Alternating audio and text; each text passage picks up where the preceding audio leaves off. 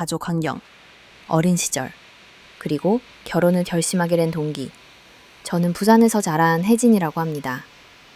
저희 집은 특별히 넉넉하지도 그렇다고 부족하지도 않은 전형적인 중산층 가정이었습니다. 어린 시절의 기억에는 항상 가족의 소중함과 서로 의지하는 따뜻함이 배어 있습니다. 하지만 평온해 보였던 우리 집에는 사실 아픈 기억도 함께 담겨 있었어요. 아버지는 제가 중학생이 되던 해에 갑작스러운 사고로 세상을 떠나셨고, 그 뒤로 어머니와 저, 그리고 오빠 셋이서 서로를 보듬으며 살아왔습니다.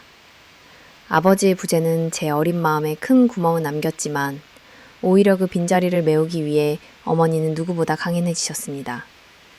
집안 살림과 가게 두 개를 오가며 쉴 틈 없이 일하시던 어머니의 뒷모습은 저에게 늘 엄마도 여자인데 라는 안쓰러움을 느끼게 하면서도 절로 가족을 지키는 책임감을 심어주었습니다. 오빠는 일찍부터 가족을 위해 일터에 나서야 했고 저 역시 빨리 자립해야겠다는 생각을 품고 자라왔습니다. 외로운 틈이 생길 때마다 가족 모두가 아무 말 없이 서로의 곁을 지켜주고 한 줌의 따뜻함을 건네주는 그런 소중한 사람들이었지요. 남들과 다르지 않은 평범한 일상이었지만 저희에겐 한 명의 부재가 그 무엇보다도 큰 결핍으로 다가왔습니다. 고등학교를 졸업하고 나서는 부담을 덜으면서도 좋아하는 아이들을 가르칠 수 있는 유치원 교사로 일하게 됐습니다. 하루하루 아이들과 웃고 떠들며 보냈지만 집에 돌아와 텅 빈 거실에서 강한 외로움에 사로잡힌 밤도 많았습니다. 가끔은 아이들의 사소한 제잘거림에 혼자 비소짓겠지만 집에 들어가면 아버지의 빈자리가 크게 느껴졌기 때문입니다. 나는 나중에 꼭 가족을 만든 다음 아이들에게 나와는 다른 따뜻한 추억을 만들어주고 싶다 라는 소망이 마치 약속이나 한 듯 제 마음에 자리 잡았습니다. 저희 가족은 주말마다 어머니가 차려주시는 소박한 집밥 한 상에 모여 앉아 이런저런 대화를 나누는 게 소소한 행복이었습니다. 희로애락을 함께 나누고 힘들 때마다 서로를 응원해주며 가끔은 서로를 위해 참고 양보도 하게 되었어요. 부모님 두 분 모두 근면하고 검소했고 늘 서로를 아껴주는 모습을 가까이서 지켜보며 나도 저렇게 살고 싶다는 막연한 꿈을 키우기도 했습니다. 어린 나이에도 불구하고 저는 항상 어머니께서 제 결혼을 보실 때까지 건강하시기를 바랄 만큼 가족에 대한 애정과 책임감이 남들보다 강했습니다. 어머니가 연세도 있으시고 평생을 자식만을 위해 사셨기에 이제는 어머니의 마음에 든 사람과 결혼해 어머니도 안심하고 노후를 보내셨으면 하는 생각이 들기도 했죠. 20대 중반 자연스럽게 결혼을 서두르게 된 동기도 결국 가족 때문이었습니다. 어머니께서 더 늦기 전에 손주도 보고 싶다고 하실 때마다 저는 점점 결혼에 대한 필요성을 크게 느끼기 시작했습니다. 그리고 언젠가 보호받기만 하던 딸에서 벗어나 어른으로서 누군가를 사랑하고 보살필 준비가 되어 있다는 생각이 들기도 했습니다. 연애를 하면서도 어린 시절 언제나 서로를 지켜주던 가족처럼 이 사람과라면 내 가족을 새로 만들 수 있겠다는 확신이 들 때까지는 쉽게 결혼에 대해 말하지 못했습니다. 하지만 세월이 흐르면서 이제는 내 곁에 누군가 듬직하게 있어 주었으면 좋겠다는 간절함과 어머니의 기대를 기쁘게 들어드리고 싶다는 생각에 자연스럽게 결혼을 결심하게 되었습니다. 저에게 결혼은 단지 한 사람과의 사랑의 결실일 뿐 아니라 가족이라는 또 다른 울타리를 만드는 일이었습니다. 어릴 적 결핍과 아픔, 그로 인한 가족에 대한 절실한 애정이야말로 결국 제가 일찍 결혼을 결심하게 된 가장 큰 이유이자 원동력이었습니다. 남청난된 남남 그리고 결혼에 이르기까지 저와 남편 동혁의 만남은 매우 우연하면서도 지금 생각해보면 운명 같은 일이었습니다. 당시 저는 부산의 한 유치원에서 교사로 일하고 있었고 주말마다 지역 주민들을 위한 봉사활동에 참여하곤 했습니다. 어느 봄날 동네 복지관에서 열린 책 읽어주기 자원봉사 행사에 지원하게 되었는데 바로 그 자리에서 동혁을 처음 만났습니다. 그는 지역 보험회사에서 일하면서 바쁜 와중에도 꾸준히 봉사활동에 참여해오던 사람이었습니다. 처음 보는 순간 말수는 적지만 진중하고 따뜻한 인상이 강했어요. 아이들과 자연스럽게 어울리고 연로하신 분들에게도 예의를 잃지 않는 모습을 보며 저도 모르게 시선이 자꾸 갔습니다. 행사가 끝나고 뒷정리를 하던 중 동혁이 조용히 다가와 책더미를 같이 정리해 주었습니다. 짧은 대화였지만 성실함과 배려심이 느껴졌고 그 후로 같은 봉사 모임에서 몇 번 더 얼굴을 마주하게 되면서 서로를 조금씩 더 알아가기 시작했습니다. 한두 번의 모임 이후 동혁이 먼저 용기를 내 차 한 잔을 제안했고 그 자리에서 우리 둘 다 가족에 대한 이야기, 일상적인 고민, 미래에 대한 소박한 꿈까지 터놓고 대화할 수 있었습니다. 그는 어린 시절 아버지를 일찍 여인 저의 사정을 진심으로 공감해 주었고 본인 역시 평범하지 않은 집안 환경 덕분에 일찍 철든 면이 많다며 힘든 시기도 나눠주었습니다. 유달리 서로에게 친근함, 안정감이 느껴졌다 생각했던 이유 역시 이런 비슷한 성장 배경 덕분이었던 것 같습니다. 교사로 일하는 동안 만난 많은 사람들과 달리 동혁은 절대 서두르거나 계산적인 행동을 하지 않았고 작은 것 하나에도 고마움을 전하는 스타일이었습니다. 저는 그의 조용하지만 한결같은 모습에 점점 마음을 열게 되었고 만난 지 6개월쯤에는 자연스럽게 서로에게 특별한 감정을 확인하게 되었습니다. 처음 연애를 시작할 땐 특별한 이벤트는 없었지만 나란히 시장을 다니고 집 앞 작은 공원 벤치에 앉아 두런두런 얘기하는 것만으로 충분히 행복했습니다. 평소 가족을 중요하게 생각하던 저에게 동혁 역시 어머니와 누나를 성실히 돌보는 책임감 강한 사람이란 점이 믿음을 더해 주었습니다. 서로의 가족을 배려하고 존중하는 태도는 우리 연인 관계에도 좋게 작용했습니다. 시간이 흐를수록 저희 두 사람은 함께 있으면 어떤 일이든 편하게 나눌 수 있다는 걸 느꼈고 인생의 크고 작은 시련도 함께 견뎌낼 수 있으리란 믿음이 쌓였습니다. 어느 여름 저녁, 평소와 다르지 않은 산책길에서 동혁이 소박하게 고백하듯 프로포즈를 했던 기억은 아직도 선명합니다. 식당이나 특별한 장소가 아니었지만 어린 시절부터 기대해온 안정감이 그 순간 가슴 깊이 밀려왔습니다. 저는 어머니와 오빠에게 조심스레 동혁을 소개했고 동혁 역시 어머니와 누나 앞에서 저를 정식으로 인사시켜 주었습니다. 비록 저희 집안 모두 화려하진 않았지만 가족끼리는 금세 따뜻하게 어울렸고 서로의 진심을 나눌 수 있었습니다.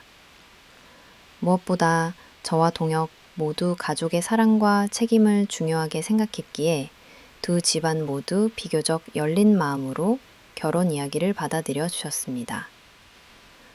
결혼 준비 과정은 복잡하지 않았습니다. 화려한 예물이나 큰 예식보다는 의미 있는 가족 식사와 가까운 친구들만 모시는 소박한 예식을 꿈꿨죠. 서로가 원하고 서로의 가족이 축복하는 예식이면 충분했기에 허례허식을 최대한 줄였습니다. 결혼식 날 어머니가 살짝 눈물을 흘리며 이제 진짜 어른이 되는구나 라고 속삭여 주시던 순간에 저 스스로도 한 걸음 더 성장한 기분이 들었습니다. 신혼 초 새로운 보금자리에서의 생활은 모든 것이 낯설면서도 두근거림으로 가득했습니다. 조금씩 서로의 습관을 배우고 작은 갈등이 생겨도 대화로 풀어나가려 노력했습니다. 힘든 하루도 둘이 함께면 얼마든지 극복할 수 있다는 확신, 그리고 서로를 향한 신뢰와 예의가 저희 부부의 가장 큰 무기였던 것 같습니다. 이렇게 저와 동혁의 만남은 우연이라기보다 서로의 인생을 진심으로 아껴주는 사람을 오래도록 기다렸던 결실이었습니다. 저에게 결혼은 단순히 사회적 계약이 아니라 누군가와 진실하게 마음을 나누고 평생 곁을 지켜줄 진짜 가족을 만나는 과정이었습니다. 그리고 그 여정의 시작이 바로 동혁과의 특별한 인연이었습니다.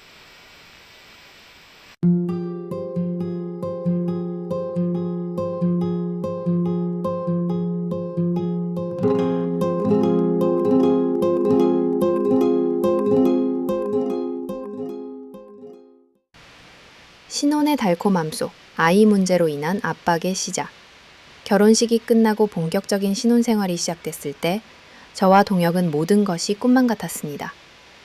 작은 아파트에서 매일 아침 터로를 먼저 깨우고 서툴지만 서로의 입맛에 맞춰 간단한 아침을 챙겨 먹고 출근을 하는 소박한 일상이 반복되었죠. 평범한 도시락 준비에서부터 퇴근 후 마주 앉아 마시는 따뜻한 차 한 잔까지 이전에는 몰랐던 아주 사소한 행복이 매일같이 쌓여갔습니다.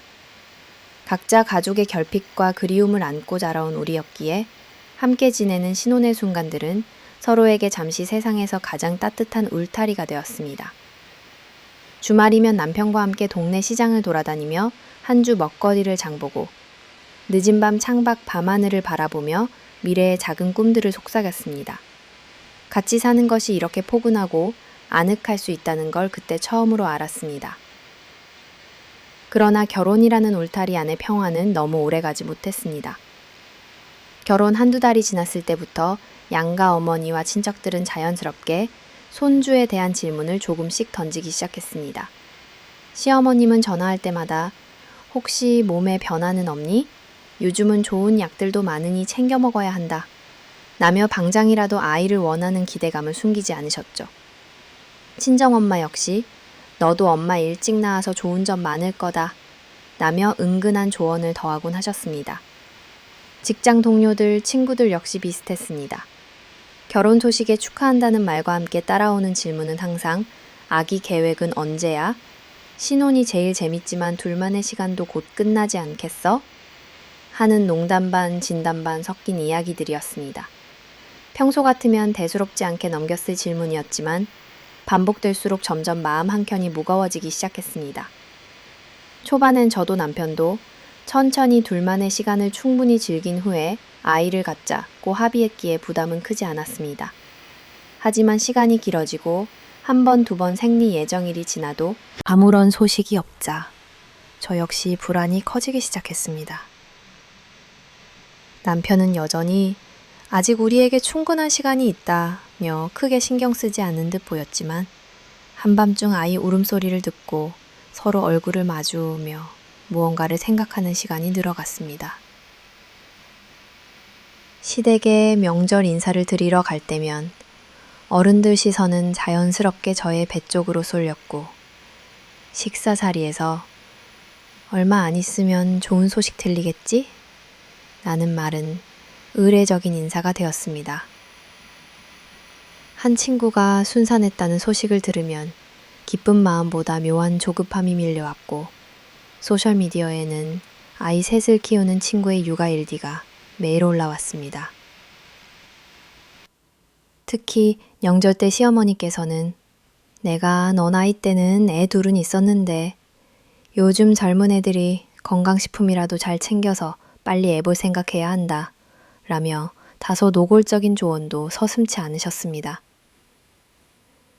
처음에는 부담을 느끼지 말자 자연스럽게 마음 먹자고 스스로를 다독였지만 시간이 흐를수록 왜 아직 우리에게는 그런 기쁜 소식이 없을까?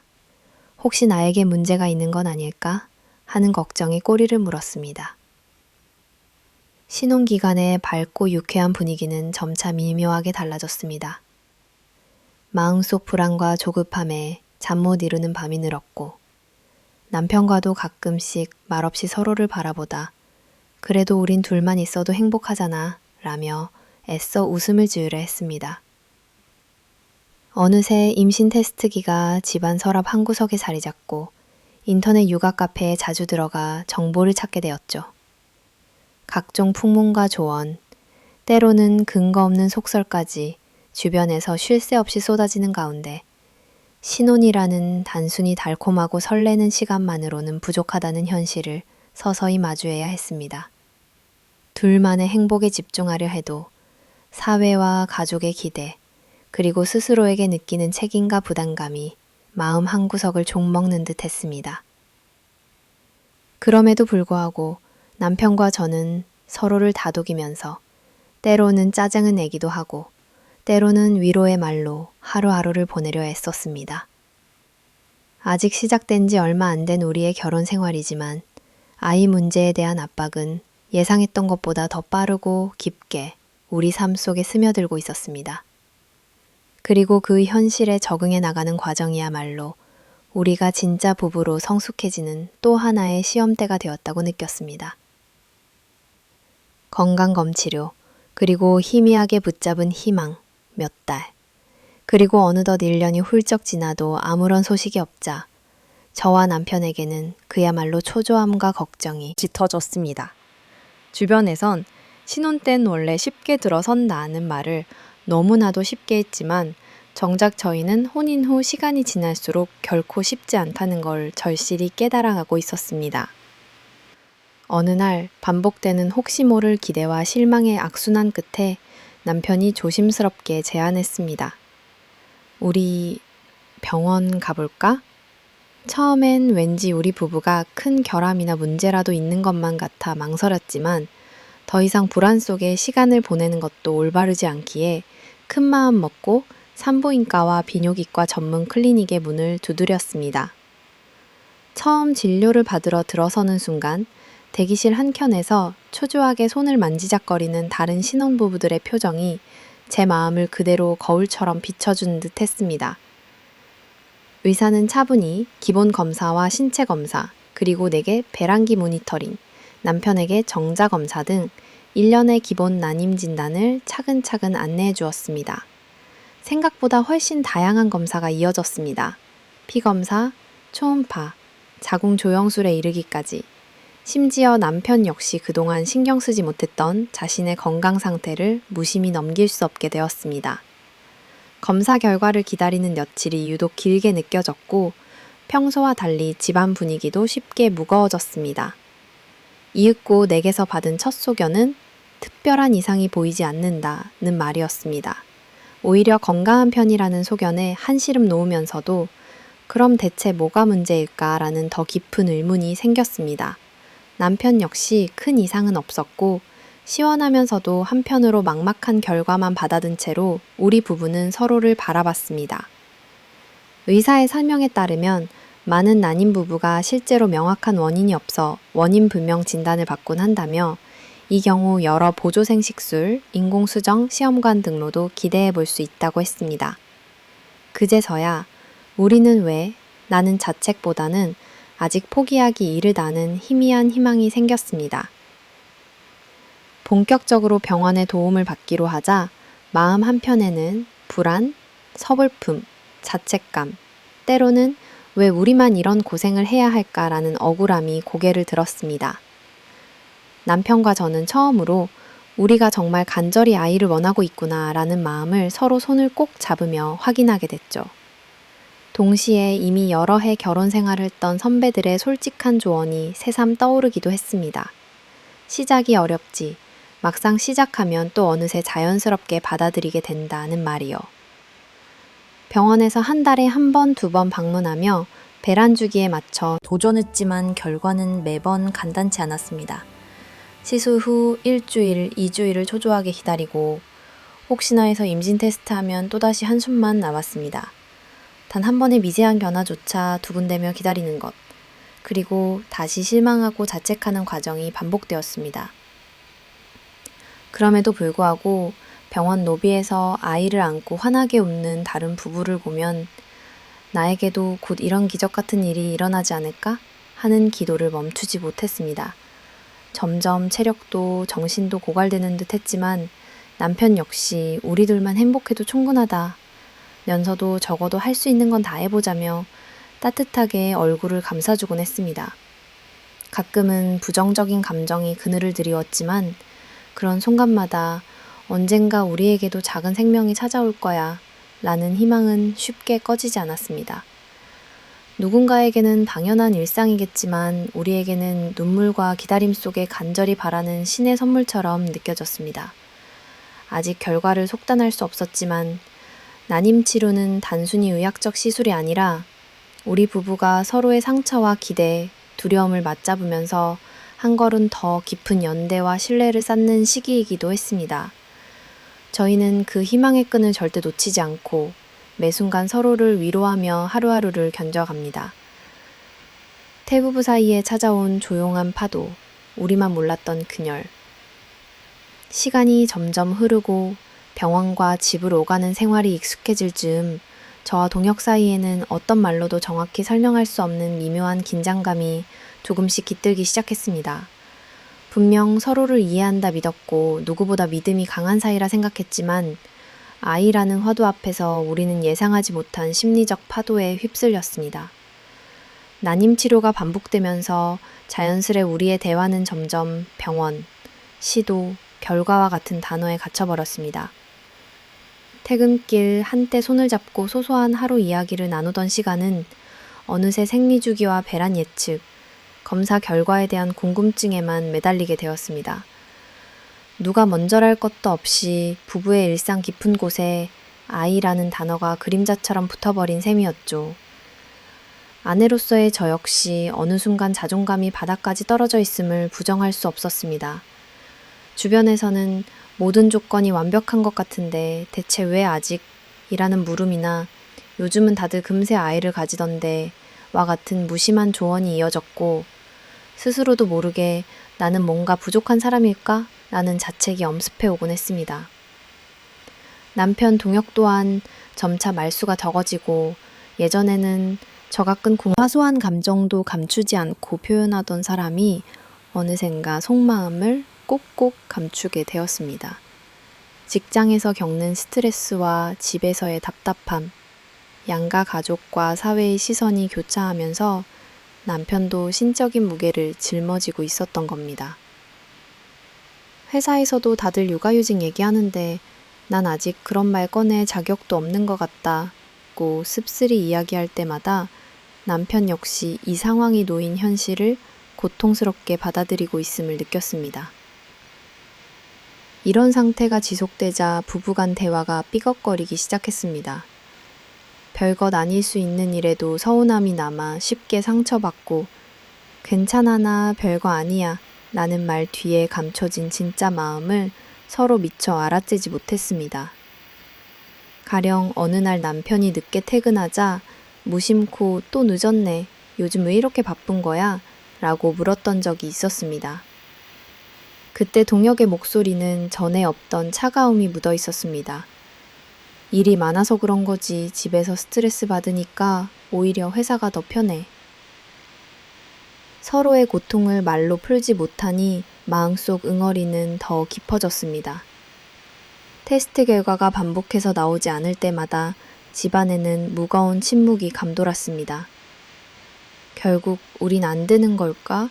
이런 상황이 오래가면 어떡하지? 나는 불안감이 실체도 없는 짙은 그림자로 우리를 따라다녔죠.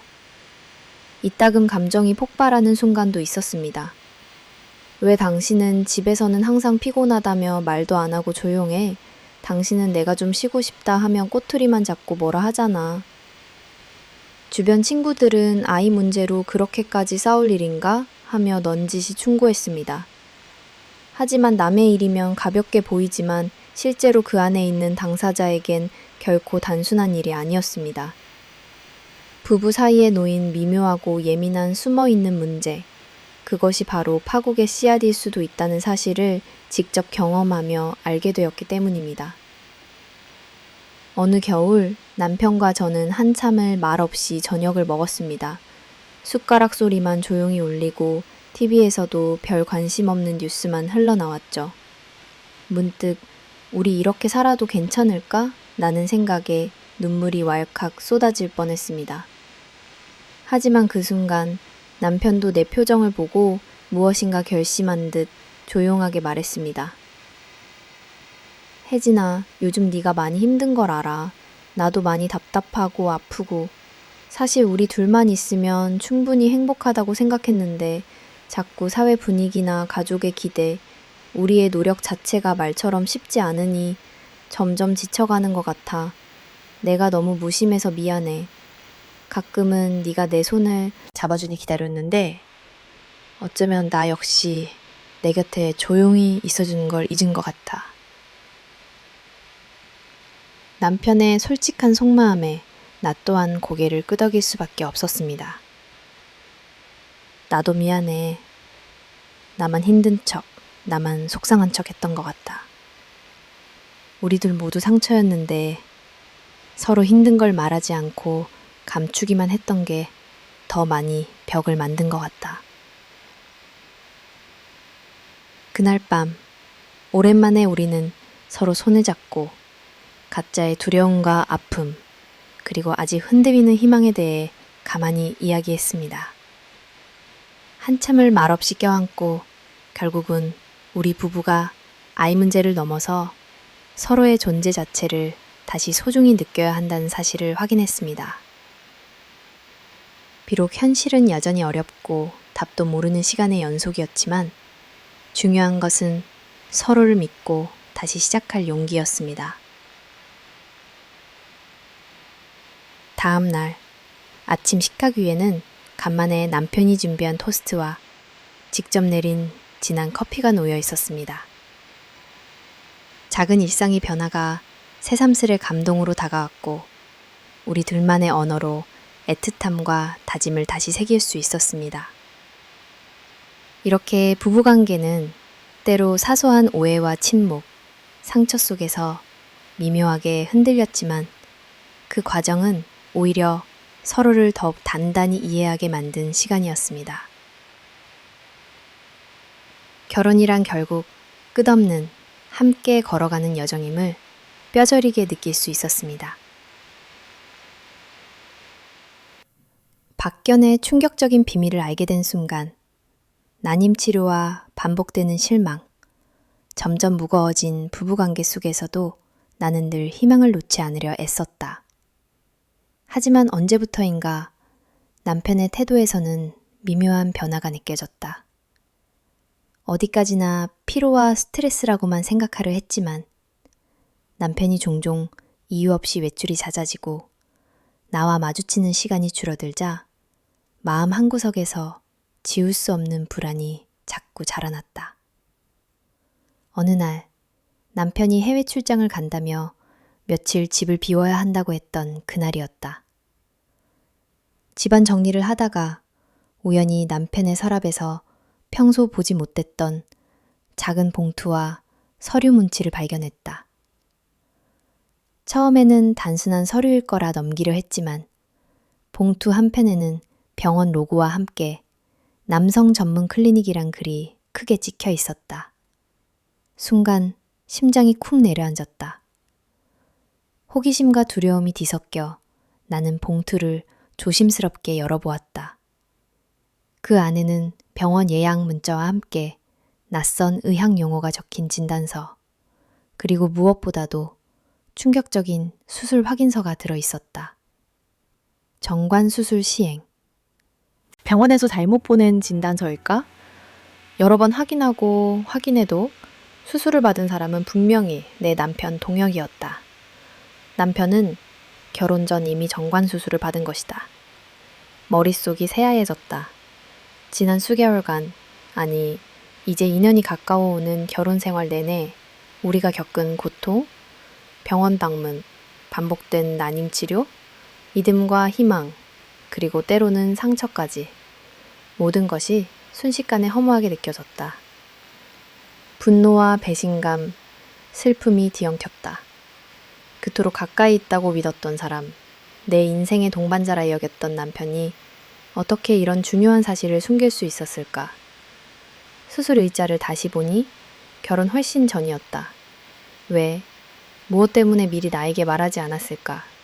나 혼자만 바보가 되어 원인을 알 수도 없는 난임의 원인을 찾으려 병원과 시술을 전전했고 매번 결과에 울고 때론 서로를 원망했던 시간들이 갑자기 모두 남편의 거짓에 기인한 것이었단 사실에 숨이 막혔다. 한편으로는 그 긴 침묵의 시간 동안 남편이 단 한 번도 직접 말을 꺼내지 않은 이유가 무엇일지 온갖 상상이 떠올랐다. 혹시 나와 가정을 꾸릴 의지가 애초에 없었던 것일까? 아니면 과거의 상처나 트라우마 때문에 용기가 없었던 것일까? 아니면 나에게 쓸데없는 부담을 주고 싶지 않았던 것일까? 하지만 아무리 이유를 생각해도 나에게 알리지 않고 스스로 결정하고 숨겼다는 사실만큼은 결코 정당화될 수 없었다. 그날 밤 혼자 거실 소파에 앉아 한참을 울었다. 지난 2년간 검진, 주사, 약, 시술, 초조한 기다림, 서로를 위로하던 시간, 모두가 단숨에 무너지는 기분이었다. 특히 남편이 병원에서 정기적으로 받은 재검진 일정과 예약 문자까지 남아있는 것을 보고 단순히 예전의 실수나 망각이 아니었다는 사실, 즉 지금까지도 비밀을 유지하며 아이를 간절히 원하는 남편인 척 행동해왔다는 것이 더 큰 충격이었다. 며칠 밤을 뒤척였다. 남편이 출장에서 돌아오던 날, 더는 참을 수 없어 모든 서류와 문자, 예약 내역을 식탁 위에 펼쳐두고 남편을 마주했다. 내 표정을 본 남편은 처음에는 어리둥절한 듯 노려보다가 내가 서류를 가리키며 이게 다 뭐냐? 도대체 왜 아무 말도 안 한 거냐고 묻자 한동안 말을 잇지 못했다. 나는 울분을 토하며 물었다. 당신 날 사랑했다면 단 한 번이라도 직접 말해줘야 하는 것 아니었어? 왜 나만 모르게 했어? 둘이 함께 헤쳐나가야 할 일인데 왜 혼자서 모든 걸 단정하고 숨겼어? 남편은 한참을 침묵하다가 마침내 고개를 떨구고 조용히 입을 열었다. 미안해. 솔직히 말하자면 나는 결혼 생활이 이렇게 힘들 줄 몰랐고 아이에 대한 부담이 너무 컸다. 너가 나를 처음 만나던 그 무렵 나는 이미 혼자만의 결심으로 수술을 했다. 네가 아이를 갖고 싶어 하는 줄은 알았지만 솔직히 나는 늘 내 감정을 너한테 잘 말하지 못했다. 우리 사이가 멀어질까봐 혹은 너가 실망할까봐 두려웠다. 나 자신을 숨기면 언젠가 괜찮아질 거라 생각했다.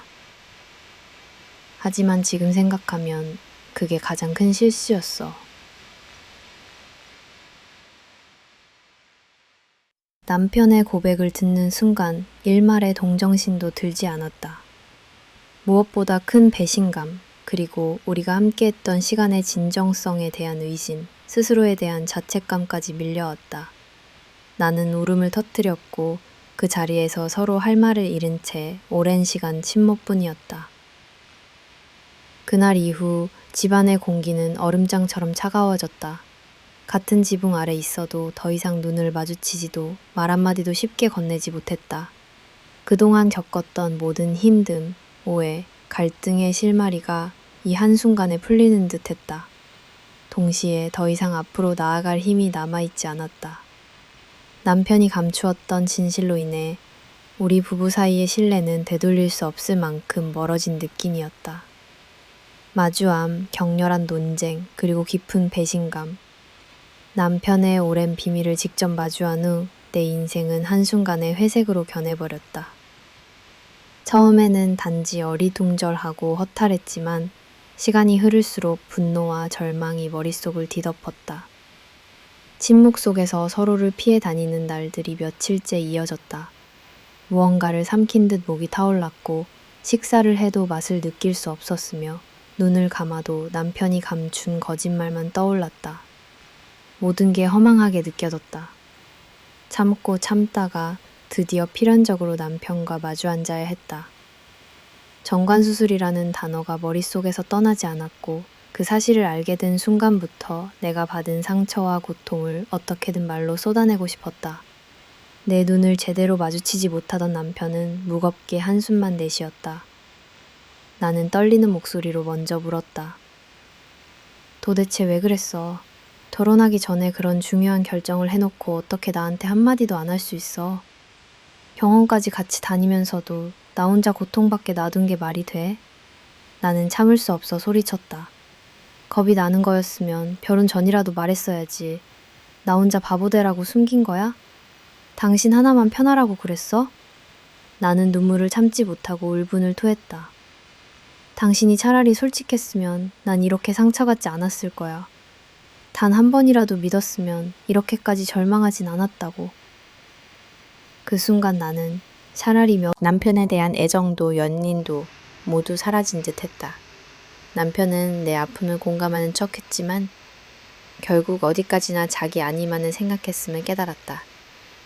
둘이 함께 고생하고 견뎌온 줄 알았던 지난 시간들이 한순간의 의미를 잃는 듯 했다. 시험관 시술, 약, 검진, 눈물. 다 내 인생 혼자만의 싸움이었다. 누구도 내 편이 아니었다는 사실에 내 삶이 모두 농락당한 것 같아 참담했다. 나는 차가운 목소리로 말했다. 이제 와서 어떤 변명을 해도 소용없어. 우린 같이 부부였던 적이 없었던 거야. 나 혼자만 결혼 생활했고 당신은 나를 속이는 연극만 했잖아.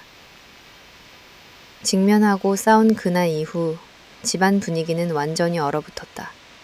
함께 식사를 해도 텔레비전 소리만 덩그러니 울렸고 각자 핸드폰만 들여다봤다. 소소했던 일상도 웃었던 기억도 그저 모두 낯설고 허무했다. 그 와중에 양가 가족들과 친구들은 사정도 모른 채 시간이 답이다. 서로 좀 더 이해하라고 충고했다. 하지만 내 마음은 이미 돌아설 수 없는 곳까지 왔다. 남편을 바라보는 눈동자는 더 이상 행복이나 기대가 아닌 원망과 절망뿐이었다. 시간이 지나도 내 배신감은 조금도 옅어지지 않았다. 나의 상처는 너무 깊었고 어떤 말로도 어떤 행동으로도 쉽게 치유될 수 없었다. 남편과의 대화는 점점 줄어들더니 결국은 서로 피하거나 냉랭한 말만 주고받는 사이가 되었다. 시댁의 반응 앞에서 겪는 고통. 남편의 충격적인 비밀이 드러난 후 내 마음은 이미 파국에 가까운 상처로 무너져 있었다. 하지만 나를 더욱 깊은 슬픔과 분노로 몰아넣은 건 시댁 식구들의 반응이었다. 여전히 진실을 믿지 못하는 시어머니와 가족들은 내가 듣는 앞에서조차 끝없는 오해와 책임전가, 모진 말로 나를 몰아붙였다. 남편의 비밀이 폭로된 이후 나는 어쩔 수 없이 시댁을 직접 찾았다. 사실의 전말을 얘기하고자 다가선 자리에서 시어머니는 처음엔 몹시 놀란 얼굴로 나를 바라보았다. 하지만 얼마 지나지 않아 그 놀라움은 곧 의심과 비난 섞인 태도로 바뀌었다. 설마 네가 뭔가 맞지 않아서 그런 거 아니니?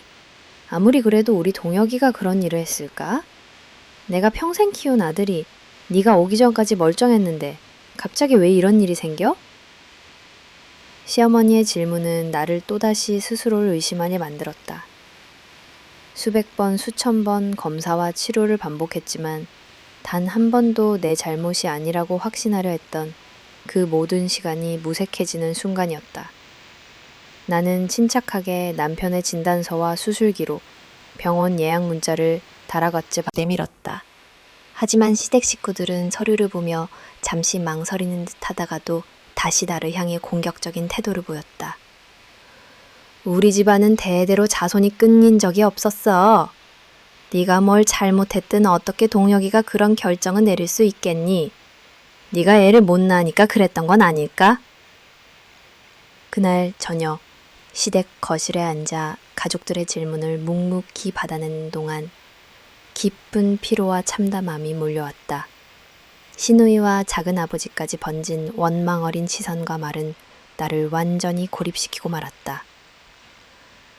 남의 집 귀한 아들을 데려가더니 결국 소란만 피운다. 나는 도저히 참을 수 없어 조용한 목소리로 말했다. 저도 최선을 다했어요. 저 역시 힘들었고 그 누구보다 간절히 원하는 사람이었습니다. 하지만 동혁 씨가 저한테 단 한 번도 진실을 말하지 않았습니다. 모두가 함께 겪어야 할 고통을 혼자 감당하게 만든 사람이에요. 그러나 그 말조차 벽에 대고 외치는 것처럼 공허하게 흩어졌다. 시어머니는 오히려 나에게 말했다. 이 집에 들어와서 네가 사람 냄새 나게 만든 게 대체 뭐 있니? 웃음소리도 예전만 못하고 집안 분위기도 네가 오고 나서 많이 달라졌어. 혹시 네가 무의식 중에 동혁이 힘들게 한 거 아니니? 나는 말문이 막혀 무릎을 세운 채 그 집 그 거실에서 한없이 작아지는 내 모습을 경험했다. 지금껏 동혁과 함께 병원에 다니며 수치스럽고 괴로운 치료 과정도 참고 견뎠지만 정작 진실을 알고 가장 큰 상처를 받은 것이 나임에도 책임과 죄책감을 뒤집어써야 하는 현실이 너무도 잔인했다. 그날 이후 시댁과의 관계는 냉랭하기만 했다. 겉으론 예의 있게 굴었지만 내가 전화를 걸거나 문자를 보내도 대답은 형식적이고 약속은 쳐내기 일쑤였다. 동혁에 대한 진심 어린 사과도 내 상처에 대한 위로의 말도 들을 수 없었다. 억울함과 분노에 밤잠을 이루지 못하는 날이 늘어갔다. 특별한 날 가족 모임에서조차 나는 최대한 조용히 있고 눈을 피했다. 누군가 또 내 뒷담화를 하고 있는 것 같아 어두운 방 구석에서 혼자 눈물을 삼켰다. 결국 시댁은 내 편이 아니었다. 그들은 진실보다는 체면을, 내 상처보다는 전통적 혈연을, 내 고통보다는 자신들의 자존심을 선택했다. 나는 절망한 채 집을 나섰다. 이혼의 결심은 이미 내 안에서 굳어지고 있었다. 상처와 원망 속에 내린 이혼 결정, 시댁에서 돌아온 날, 나는 밤새 온몸이 얼어붙은 채로 시간을 흘려보냈다. 창밖은 캄캄했고 방 안은 쥐죽은 듯 고요했다. 그 고요 속에서 지난 몇 년의 모든 기억과 소용돌이치는 작은 감정이 내 귓가를 파고들었다. 처음엔 울분, 이후엔 분노. 그리고 결국엔 차가운 체념과 무력감만이 남았다. 나는 더 이상 이 고통에서 벗어날 수 없을까? 내 인생에 구원은 없는 걸까? 끝없이 스스로를 물었다. 남편에 대한 애증, 시댁 식구들의 끝없는 비난, 무엇보다 상처를 홀로 짊어지고 버텨낸 날들이 내 마음 한가운데 쩔쩔 끓고 있었다. 나만 열심히 노력했지만 돌아온 건 오해와 고립뿐이었다. 모든 책임은 나에게로 쏠렸고 그들은 한결같이 자신의 체면과 자존심만을 지켰다. 이제는 이 불공평한 관계와 고통, 누구를 위한 희생도 모두 끝내야 한다는 결심이 들기 시작했다. 며칠 동안 나는 아무것도 손에 잡히지 않았다. 출근 준비를 하다가도 갑자기 눈물이 쏟아지고 평소 좋아하던 음악이나 소설조차 위로가 되지 않았다. 친구나 어머니의 위로도 그저 공허하게만 느껴졌다. 그래도 몇 번이나 스스로에게 물었다. 혹시 다시 참아야 할까? 아이도 없는 집에서 버틴다는 게 무슨 의미일까? 그러나 결론은 항상 같았다. 이대로 살아간다면 내 영혼까지 무너질 것만 같았다. 어느 날 나는 조용히 거울 앞에 섰다. 수척하고 핏기 없는 얼굴, 기운 빠진 눈동자에 낯선 사람이 서 있는 것 같았다. 더 이상 이런 나로 살아가고 싶지 않았다. 나는 한 번뿐인 내 인생에서 이제 정말 나 자신을 지켜야 한다는 결심을 굳혔다. 마침내 무거운 마음으로 남편에게 단도직입적으로 말했다. 이쯤이면 됐어. 우리 이혼하자. 더는 서로에게 상처 주지 말고 각자의 길을 걷자. 남편은 처음에는 놀란 듯 망설이더니 결국은 한숨을 내쉬며 덤덤하게 대답했다. 나도 이젠 피곤하다.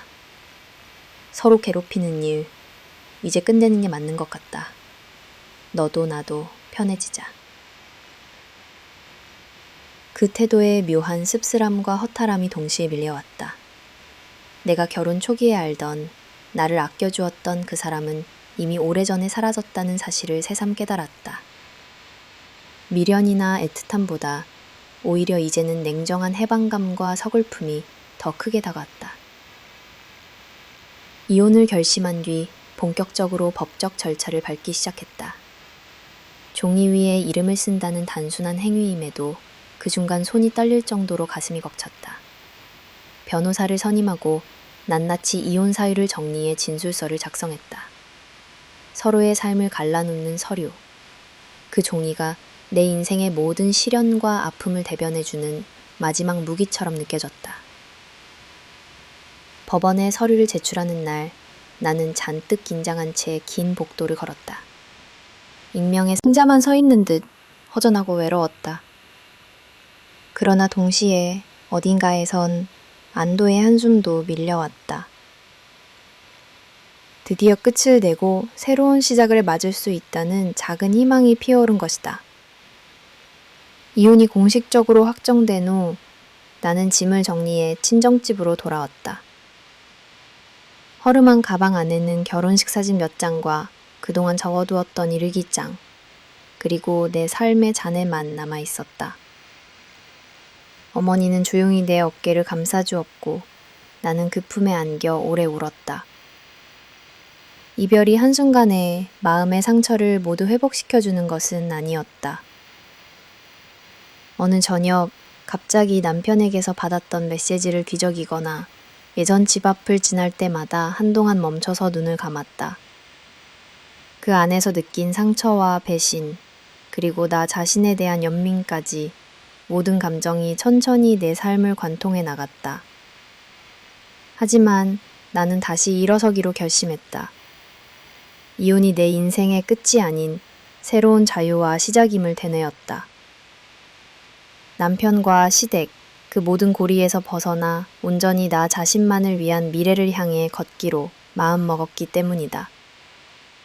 혹시라도 언젠가 또다시 사랑하게 되는 사람이 나타난다 해도 이번엔 내가 먼저 상처받지 않는 법을 배웠으니 온전히 내 목소리로 내 인생을 선택할 것이다.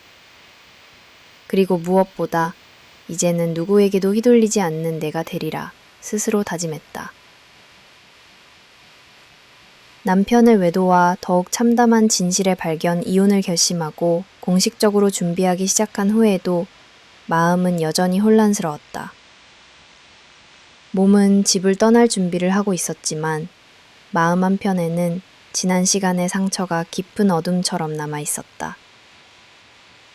그러나 나는 설마 더한 고통이 남아 있을 줄은 몰랐다. 그러던 어느 날 예상치 못한 상황에서 또 다른 충격적인 진실과 마주하게 되었다. 어느 평범한 오전이었다. 이혼 서류에 서명하려고 법률사무소에 갔다가 남편의 휴대폰에서 낯선 알림을 확인하게 되었다. 일부러 찾은 것도 의심해서 뒤진 것도 아니었다. 하지만 문득 울린 메시지 소리와 보고 싶다, 오늘도 즐거웠어 같은 다정한 문구가 낯설게 다가왔다. 그 순간 나도 모르게 남편의 핸드폰을 뒤적이게 됐다. 그 속엔 내 결혼 생활을 조롱하는 듯한 남편과 어떤 여성의 대화, 사진, 그리고 동영상까지 남아 있었다. 놀랍게도 메신저 내용에는 남편이 이미 다른 여자를 집에 데려가 어머니에게까지 소개했다는 사실이 언급되어 있었다. 나와의 결혼은 더 이상 그에게 아무런 의미도 죄책감도 아니었다. 그들은 아무 거리낌 없이 함께 외식을 하고 여행을 계획하고 내가 없다. 그 순간 내 몸이 얼어붙는 듯한 충격과 모멸감이 몰려왔다. 그동안 내가 받은 고통, 정잡을 수 없던 남편의 변심, 집안 분위기의 냉랭함, 시댁의 이상한 태도, 모든 퍼즐이 한꺼번에 맞춰졌다. 특히 친정 엄마조차 혹시 다른 이유가 있었던 것 아니냐라고 은근히 걱정했던 적이 있었지만 나는 끝까지 남편을 믿었었다. 그런데 현실은 남편이 오래전부터 이혼 과정을 이미 끝낸 듯 또 다른 여자를 진정한 가족처럼 받아들이고 있었던 것이다. 분노와 수치심 그리고 어이없는 허탈함이 한꺼번에 나를 삼켰다. 오랫동안 참아온 모든 인내와 이해, 그 노력조차 철저하게 무의미해지는 순간이었다. 나는 그 사실을 결코 혼자 감당할 수 없었다. 남편과 대면하는 내내 손이 떨렸다. 이건 또 뭐야? 언제부터야? 나랑 살 생각이 있었던 적은 단 하루라도 있었어? 라고 다그치자 남편은 잠시 당황하다 이내 우리 이미 정리할 거잖아. 더 이상 따질 필요 없어. 라며 덤덤하게 말했다. 이 장면마저 나를 더욱 슬프고 모욕스럽게 했다. 더는 미련이나 해명의 여지조차 없었다. 남편의 변명은 자기 합리화에 불과했고 나는 더 이상 그 어떤 용서, 화해 이해도 필요 없다는 사실을 확신했다. 그래서 본격적으로 모든 자료와 증거를 수집했다. 사진, 메시지, 통화기록, 심지어 남편이 내게서 숨겼던 생활비와 여인 영수증까지 꼼꼼히 챙겼다. 이 과정에서 시어머니 역시 남편의 외도를 알고도 묵인했다는 정황까지 드러났다. 새 여자와 웃으며 찍은 사진을 액자에 넣어 시댁 거실에 당당히 두고 나와의 결혼 생활은 이미 지난 과거 취급을 받고 있었다. 이런 모욕적인 진실 앞에 나는 서럽고 괴로운 밤을 보냈다. 애써 분노를 다스리며 모든 수모와 모욕, 그리고 남편의 냉담함조차 기록하고 정리했다. 나만의 잘못이 아니다. 이 사람들은 결코 내 편이 아니었다는 현실을 차갑게 인식했다. 복수심이 아니라 마지막 자존심을 지키기 위해서라도 내가 법적으로, 사실적으로 할 수 있는 모든 대응을 다짐했다. 내가 그토록 지키려 했던 결혼 생활, 시댁이라는 울타리, 남편이라는 존재는 단 한 번의 진실 앞에서 완전히 허물어졌다. 이제 나는 더 이상 주저하거나 두려워하지 않았다. 어떤 자책도, 미련도, 망설임도 없었다. 법적 투쟁과 나의 퀘스트, 남편의 외도와 오랜 거짓말, 그리고 가족이라는 최소한의 신뢰마저 무너지는 경험을 한 뒤 나는 더 이상 어떠한 타협이나 인내도 의미 없다는 것을 깨달았다. 내 스스로를 지키기 위해 마침내 나는 법적 투쟁과 대응이라는 마지막 무기로 싸워야 한다는 결심을 굳혔다. 이제껏 참고 참아온 날들, 울분과 분노를 뚜렷한 행동으로 바꿀 때가 된 것이다. 먼저 나는 믿을 수 있는 변호사를 찾아 상담을 받았다. 내 상황에 대해 조목조목 설명하면서도 눈물이 쏟아질 것 같은 마음을 가까스로 다잡았다. 남편의 정관수술, 허위와 외도에 대한 구체적인 증거, 시댁의 책임 회피 정황 등이 하나씩 구체적 진술과 자료로 준비됐다. 변호사는 내게 진지하게 말했다. 이런 사안이라면 충분히 위자료 청구와 이혼 소송을 동시에 제기할 수 있고 상대방의 부정행위와 기망사실 모두 법적으로 인정받을 수 있습니다. 일단 공식적으로 이혼 및 손해배상 청구 소장을 제출했다. 그 순간 내 손끝은 떨렸지만 가슴 한쪽에는 묵은 응어리가 조금씩 걷히는 듯한 해방감도 분명히 스며들었다. 재판 과정은 상상 이상으로 고단하고 길었다. 진술서와 각종 증거, 고통스런 일기장과 사진, 문자, 심지어 남편이 보냈던 돈 내역과 불륜 상대와의 통화 기록까지 모두 법정에 제출했다. 피고 측 변호사는 나의 감정 과장만을 지적하며 억울함을 항변했지만 내내 나는 떳떳한 눈빛과 목소리로 모든 설명에 임했다. 한편으로는 소중했던 기억마저 법적 증거 자료로 뒤바뀌는 현실이 씁쓸하고 슬펐다. 사랑이 깨진 자리, 가족 혹은 믿음이라 부르던 것들의 끝에는 오로지 내 자존심과 진실만 남아있음을 배웠다.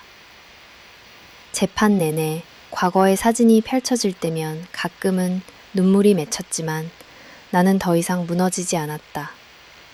나는 피해자가 아니라 살아남은 자라는 사실을 끊임없이 내게 다짐했다.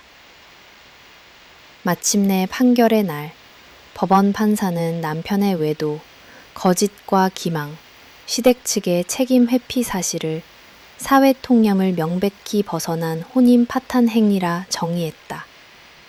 위자료와 이혼, 그리고 심지어 일정 부분의 재산 분할까지 내 손에 쥐어졌다. 정식 승소 판결문을 받아드는 순간 나는 모든 감정이 한꺼번에 몰려와 소리 없이 눈물을 흘렸다. 억울함만이 아니라 스스로의 인생과 존엄을 지키기 위해 끝까지 싸운 나 자신이 자랑스러웠다. 시댁과 남편은 판결 이후 처음으로 진심 섞인 후회를 보이기도 했지만 나는 이미 그 너머의 세계에 도달한 기분이었다. 나는 그들을 그리고 고통스러운 과거마저도 서서히 내려놓고 있었다. 법정 투쟁을 끝내고 집으로 돌아오는 길, 나는 깨달았다. 이제 나는 더 이상 과거에 갇혀있는 상처받은 사람이 아니었다. 법과 새로운 인생, 시련을 딛고 성장한다. 법정에서 승소한 날, 나는 이상하리만치 평온했다.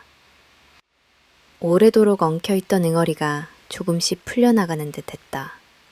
하지만 현실의 무게는 쉽게 사라지지 않았다. 재판 후 집으로 돌아온 첫밤, 집안에 울려 퍼지는 정적. 어디에도 남편의 흔적이 남아있지 않은 그 고요한 공간이 오히려 더 낯설고 외로웠다. 이혼이 공식적으로 확정되고 친정집에 머무르면서 나는 천천히 자신을 돌보고 치유하는 시간을 가졌다. 친정 어머니는 아무 말 없이 내 어깨를 감싸주었고 친구들은 밤늦게까지 차분히 내 이야기를 들어주었다. 그 속에서 나는 비로소 슬픔과 분노의 감정을 천천히 흘려보내는 법을 배워갔다.